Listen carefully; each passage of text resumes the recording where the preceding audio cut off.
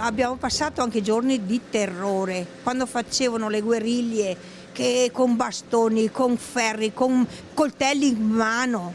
Abbiamo passato veramente terrore. Le palazzine vengono abbattute pezzo per pezzo, ma tra i residenti resta indelebile nella memoria cos'era il complesso Serenissima. Il momento è eccezionale, qualcuno si affaccia anche per fotografarlo.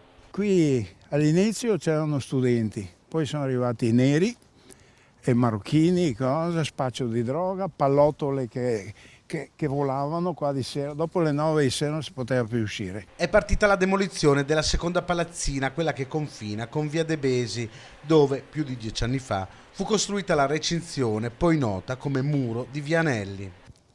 Sono soddisfatto, sì, che finalmente cambiano, diciamo, sta destinazione, perché adesso non so, ho sentito che viene la questura qua e questo mi fa piacere. Dopo che sono andati via tutti, sti qua si sta veramente in paradiso. Riaccesi i motori delle ruspe, dopo la sosta per i lavori di bonifica dall'amianto. Qui si va avanti e non c'è nessuno stop, perché quelle operazioni sono il lavoro più difficile, più complicato, più articolato. Il lavoro di demolizione che vediamo adesso, che è quello che dà l'immagine di operatività, in realtà è il lavoro più semplice. La prossima tappa per la riqualifica dell'area e il successivo passaggio al demanio per la costruzione della nuova questura prevede l'abbattimento della palazzina rossa, quella che ospitava la moschea. Noi vogliamo una città senza ghetti.